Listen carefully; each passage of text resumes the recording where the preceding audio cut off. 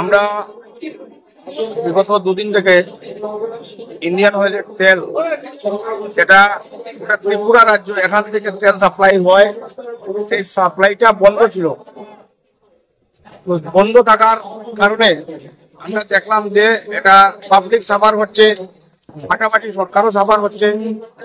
এই তো তৎক্ষণাৎ আমরা দলীয়ভাবে সিদ্ধান্ত গ্রহণ করেছি যে এখানে কতিপয় কয়েকজন একটা বাধার সৃষ্টি করেছেন যে তেল নিয়ে যাওয়া যাবে না, এটা ওনাদের ব্যক্তিগত লাভালাভের ব্যাপার থাকতে পারে, কিন্তু আমরা কোনোভাবে জনগণের অসুবিধা হোক বা সরকারের বদনাম হোক, কারণ আমরা সরকার পক্ষে রয়েছি, তাই আমরা তৎক্ষণাৎ জেলা বিজেপি এবং প্রশাসনকে সাথে নিয়ে যারা অয়েল ট্যাঙ্কারের মালিক রয়েছেন, ড্রাইভার রয়েছেন, তাদেরকে আমরা আশ্বাসিত করেছি যে আপনারা যেভাবে গোটা রাজ্যের তেল সাপ্লাই দিয়ে মানুষকে সহযোগিতা করছেন, সেইভাবে মানে পুনরায় আবার তেল লোডিং স্টার্ট করুন।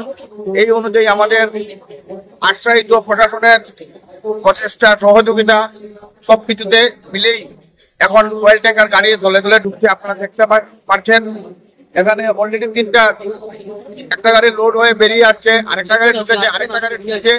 আমরা আশাবাদী যে আজকে রাত্রের ভিতরে গোটা রাজ্যের যে তেল ক্রাইসিস যেটা রয়েছে সেটা আমরা কভার করে নেব। আমরা কোনোভাবে কাউকেও আমরা সরকারের বদনাম, সরকারকে কালিমালিপ্ত আমরা কোনোভাবে করতে দেব না।